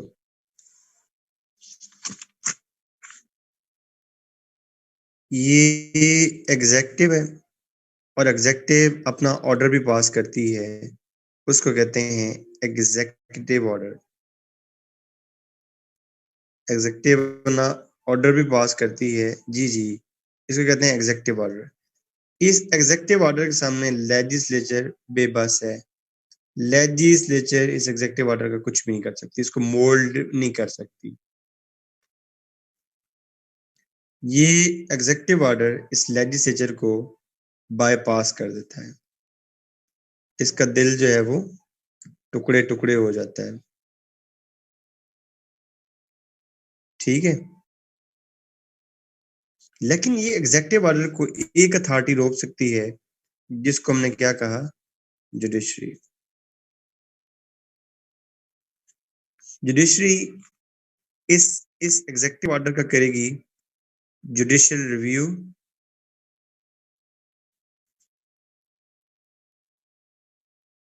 और इसके साथ वो इस एग्जीक्यूटिव ऑर्डर का जुडिशियल वीटो भी कर सकती है।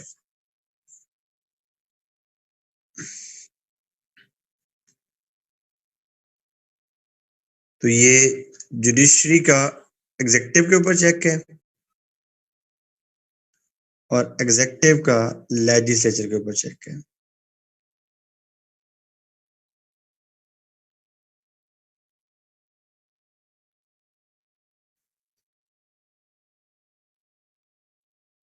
लेजिस्लेचर जो भी बिल पास करती है, लेजिस्लेचर जो भी बिल पास करती है, जुडिशियल वीटो वो वीटो होता है जो जुडिशरी करती है। किसी बिल को जब जुडिशरी खत्म करती है उसको जुडिशियल वीटो कहते हैं।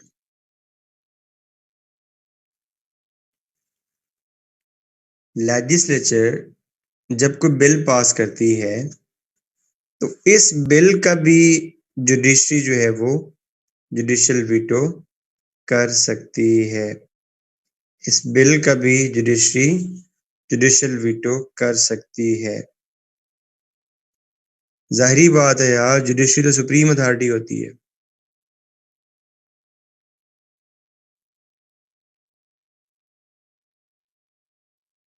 ठीक है।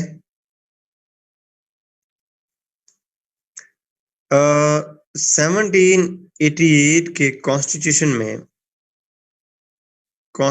में ये कहा गया था कि जो आर्टिकल 3 है वो होगा अबाउट लेजिस्लेचर, नहीं about judiciary. Article 3 was about judiciary. लेकिन जुडिशरी बनानी कैसे है ये नहीं लिखा हुआ था। ये लिखा हुआ था कि जुडिशरी होनी चाहिए, लेकिन जुडिशरी बनानी कैसे है ये नहीं लिखा हुआ था। तो 1789 में एक एक्ट पास हुआ जिसको कहते हैं जुडिशरी एक्ट, जिसमें जुडिशियल ऑर्गेनाइजेशन का सोचा गया कि ये सुप्रीम कोर्ट होगी, ठीक है, ये फेडरल कोर्ट होगी, मतलब इसके अंदर एक सुप्रीम कोर्ट बनाई गई, उसके नीचे 3 जो है वो सर्किट कोर्ट बनाई गई और इनके नीचे जो है ये 13 जो है वो फेडरल कोर्ट्स बनाई गई।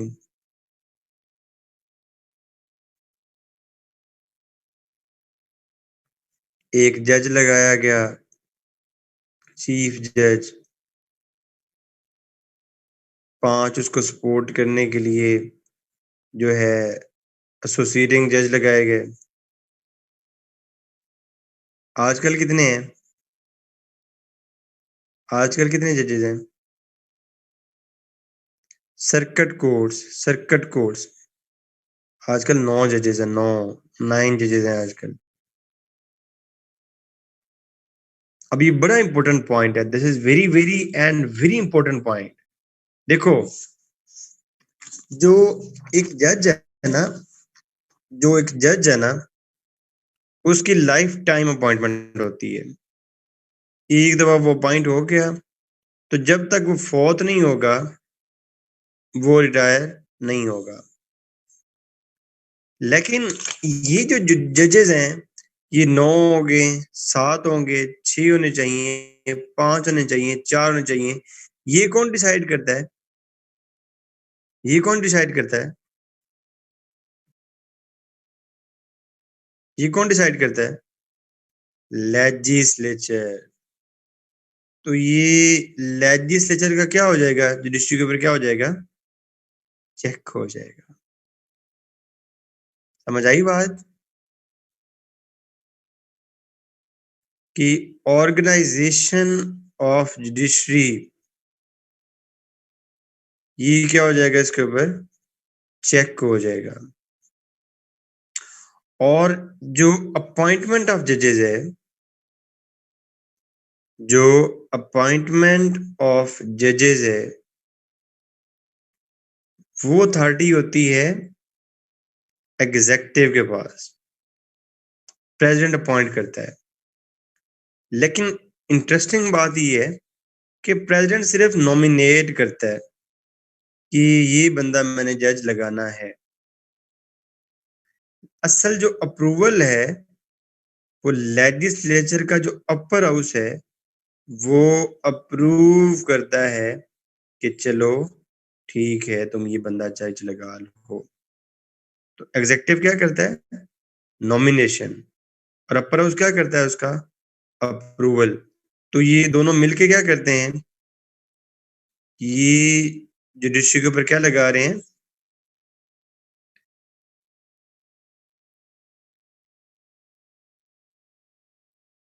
वो बताओ, चेक लगा रहे हैं, चेक।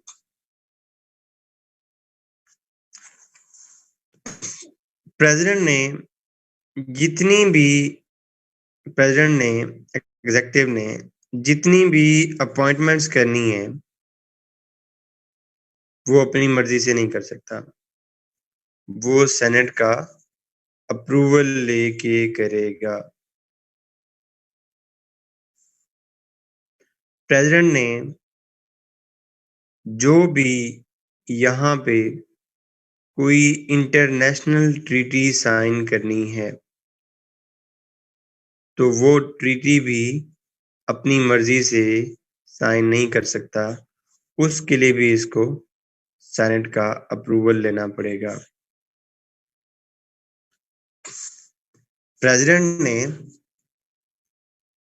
अगर अपनी कैबिनेट का कोई बंदा भी लेकर आना है तो उसके लिए भी इसको सेनेट का अप्रूवल चाहिए।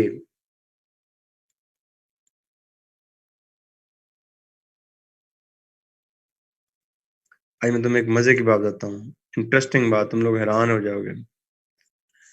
जो वॉर है, वॉर कि जंग लड़नी है किसी मुल्क से या नहीं लड़नी, वो पता कौन डिसाइड करता है, प्रेसिडेंट नहीं करता, लेजिस्लेचर करती है। Legislature decides about the war.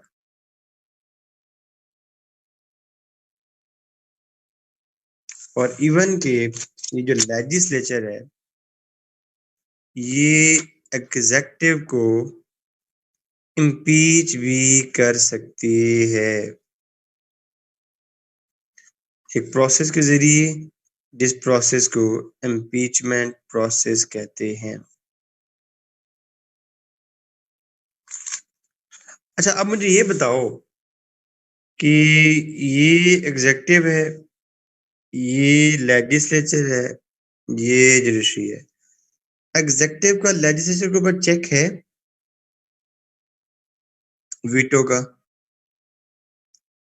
Legislature का जुडिशरी के ऊपर चेक है ऑर्गेनाइजेशन का,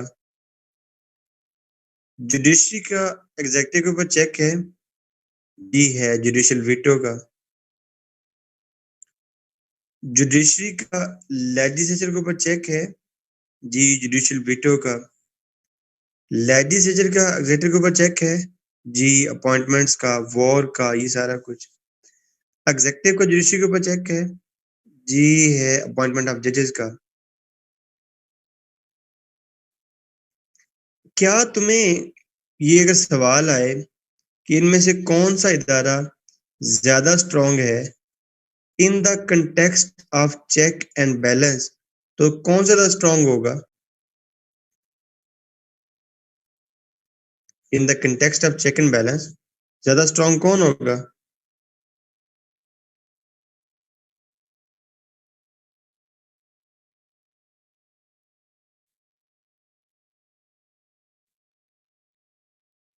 वेरी गुड, शाबाश, कोई भी नहीं, नो वन। हर कोई अपनी अपनी डोमेन में है।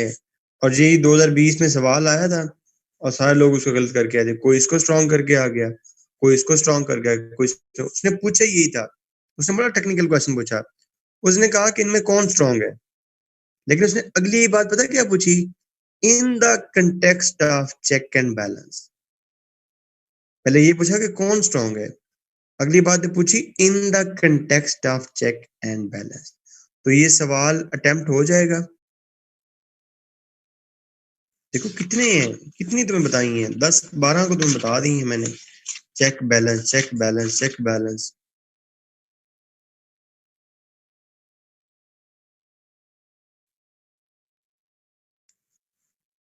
एक बंदा था जॉन लॉक। जॉन लॉक ने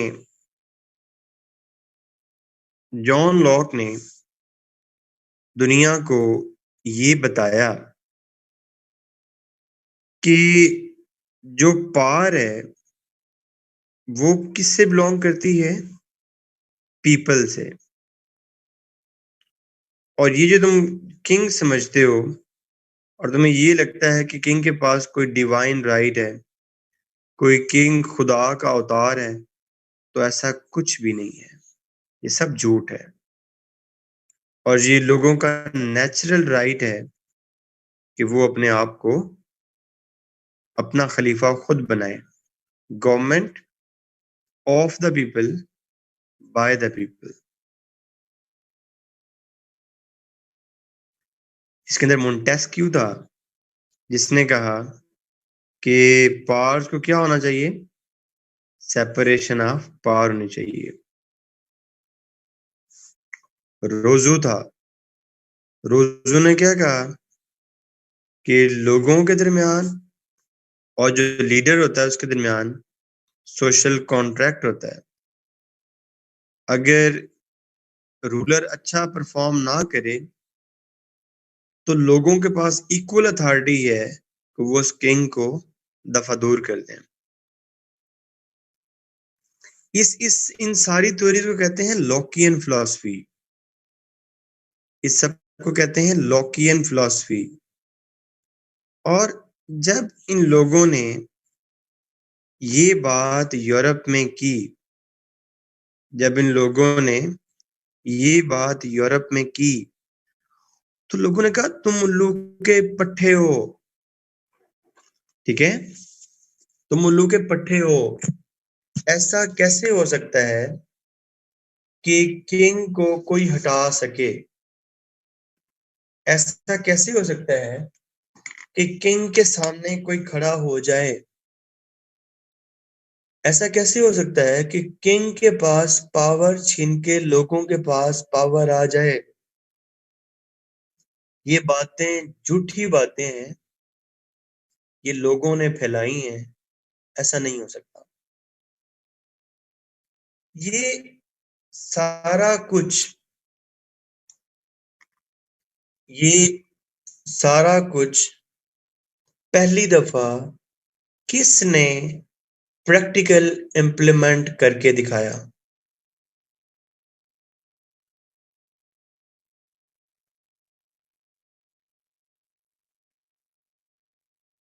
यूएसए ने। तो क्या हम ये कह सकते हैं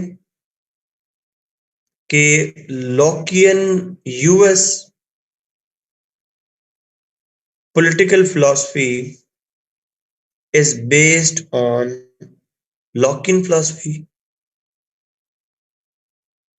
या क्या हम ये कह सकते हैं कि लॉकियन फिलॉसफी या नहीं, US constitution is practical representation of Lockean philosophy? देखो, पावर बिलोंग्स टू पीपल।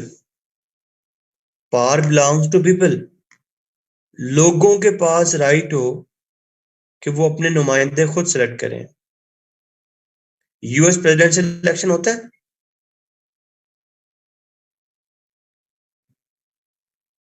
लोग सेलेक्ट करते हैं लीडर अपना। यूएस का हाउस ऑफ रिप्रेजेंटेटिव का इलेक्शन होता है, लोग सेट करते हैं। और इंटरेस्टिंग बात यह है कि यूएस का सेनेट का भी डायरेक्ट इलेक्शन होता है। ये हम बाद में पढ़ेंगे भी सही बाद में। यूएस के सेनेट का भी डायरेक्ट इलेक्शन होता है। दूसरी बात, बैलेंस डिवीजन ऑफ पावर है। Article 1 legislature, article 2 executive, article 3 judiciary. बल्कि मैं तो ये कहूंगा कि ये तो लॉकियन फिलॉसफी से भी एक स्टेप आगे हैं। ये लोग तो लॉकियन फिलॉसफी से भी एक स्टेप आगे हैं। लॉकियन फिलॉसफी ने चेक एंड बैलेंस का तो नहीं बताया था। लॉकियन फिलॉसफी ने चेक एंड बैलेंस का तो नहीं बताया था। उसके बाद रोजू रोजू सोशल कॉन्ट्रैक्ट। अगर रूलर अच्छा परफॉर्म नहीं करता तो उसको फेंक दो, उड़ा दो उसको। क्या किंग को मोनार्कियल पीरियड में 70s में कोई उड़ा सकता था? जिस दौर में ये लोग बातें कर रहे थे। इम्पीचमेंट प्रोसेस अगर नहीं हो रहा तो उड़ा दो पकड़ के। तो एक दफा ये सवाल आया था कि यूएस, ये 2019 में आया मेरे ख्याल में, कि lock-in philosophy, US constitution is the practical representation of lock-in philosophy. तो अब ये अटेम्प्ट हो जाएगा।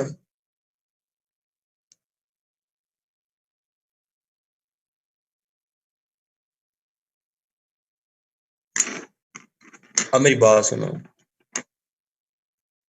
मुनीर मुनीर न्याजी एक पंजाबी का शायर है, उर्दू की में भी इसने शायरी की।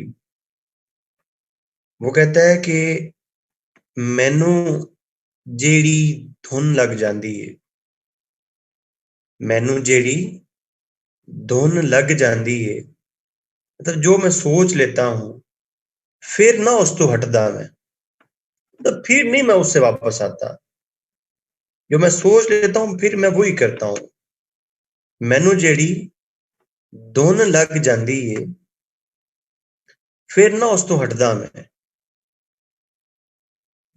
जहर सी या अमृत सी सब अंत ते जाके पीता मैं। मैनू जेड़ी धुन लग जाती है फिर ना उस तो हटदा मैं। जहर सी या अमृत सी, मतलब यो मीठा था या खट्टा था, मुझे मुश्किलात आई या सहूलियात आई, मैंने फिर उनको बर्दाश्त किया टॉप करके। सब अंत ते जाके पीता मैं, अखीर कर दी मैंने उस सब में। मैनू जड़ी धुन लग जाती है फिर ना उस तो हटदा मैं। जहर सी या अमृत सी सब अंत ते जाके पीता मैं। और कहता है कि कदे ना रुक के कंडे कड्डे, कदे ना रोक के कंडे कड्डे, मतलब मैं जा रहा हूं ना कहीं रास्ते में, अगर मुझे कोई कांटा लग गया है। अब ये तो उसने बताना, एक्सप्लेन क्या करना चाह रहा है कि मेरे रास्ते में जो भी मुझे मुश्किलात आई हैं मैंने उनको बॉदर ही नहीं किया, मैंने उनको देखा ही नहीं है कि वो क्या है। कदे न रोक के कंडे कड्डे, जख्म कदे न सीता मैं। मुझे जो चोट लगी है ना, मैं फिर उस पर रोने नहीं बैठ गया, मैं अपने जख्म को सीने नहीं बैठ गया, मैं आगे से आगे बढ़ा हूं। मैनू जेड़ी धुन लग जाती है फिर ना उस तो हटदा मैं। जहर सी या अमृत सी सब अंत दे जाके पीता मैं। कदे न रोक के कंडे कड्डे, जख्म कदे न सीता मैं। अगर तुम मुझसे पूछो ना एक चीज कि सर सीएसएस में क्या मुश्किल है, तो मैं तुमसे ये कहूंगा कि सीएसएस करने के दरमियान जो उसके साथ एसोसिएटेड इश्यूज होते हैं, जैसे बच्चियां हैं काफी सारी होंगी, उनकी शादी के इश्यू स्टार्ट हो जाएंगे, जिसकी शादी कहते हैं। बच्चे हैं, उनके भी को अपने इश्यू स्टार्ट हो जाते होंगे, डिग्री करनी है, नौकरी करनी है, ये करना है, वो करना है। सीएसएस मुश्किल नहीं है। सीएसएस करते हुए ये जो दूसरे प्रॉब्लम शुरू हो जाते हैं ना, ये सबसे मुश्किल है। तो ड्यूरिंग सीएसएस आपने रुकना नहीं है। कदे ना रोक के कंडे कटे, जख्म कदे ना सीता में। और आखिरी बात यही है कि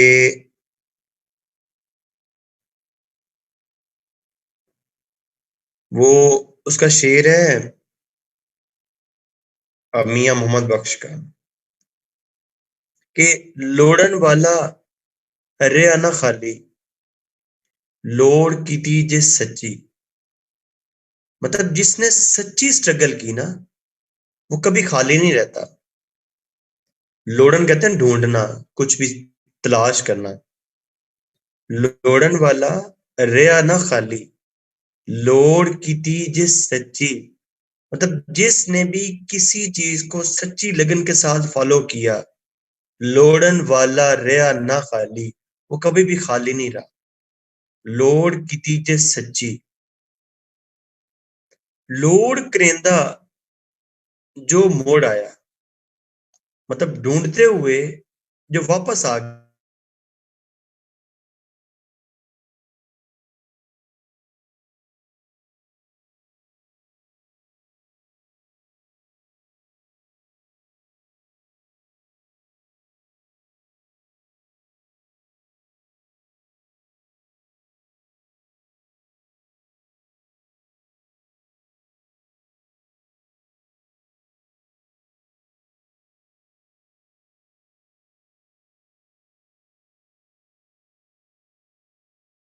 कहते हैं कि ये कॉन्स्टिट्यूशन वगैरह पढ़ाना बड़ा मुश्किल होता है,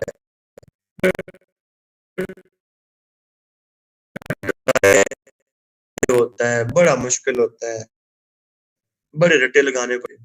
सच्ची सच्ची बताना, कहीं पे एक रट्टा लगाने की जरूरत है।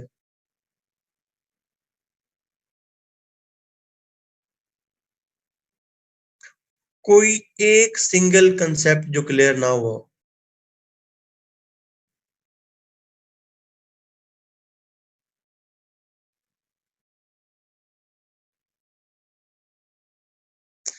मैंने तुमसे पहली क्लास में एक वादा किया था कि मैं तुम्हारा फेवरेट टीचर बनूंगा।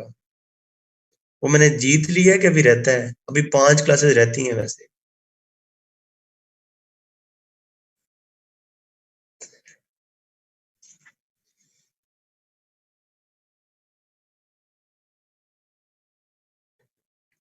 मेरी जिंदगी में यार बस एक ही इमोशनल मसला है मेरे साथ, कि वी वर 3 फैमिली मेंबर्स। मैं, अम्मी और अब्बू। I have no sister, no brother. And I lost my mother in 2015। तो कल मदर डे था, तो मुझे अम्मी की बड़ी याद आई। तो आज तुम लोग मतलब जब अफ्तारी करना, तो मेरी मम्मा के लिए से दुआ करना कि अल्लाह उनको जन्नत में आला मकाम दे।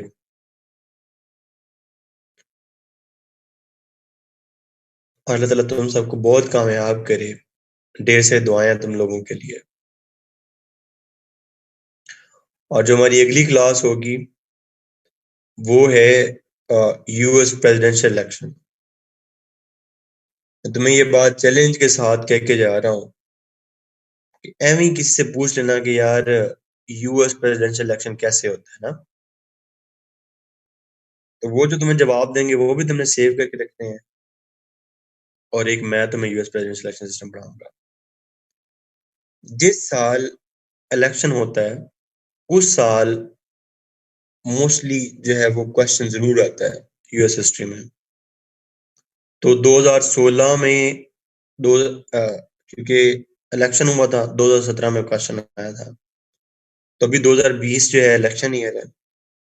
तो मेरा ये गेस है कि 2021 में क्वेश्चन जरूर आएगा इलेक्शन से। तो अगली क्लास में हम उसको डिटेल से देखेंगे। अपना बहुत सारा ख्याल रखना। अल्लाह हाफिज।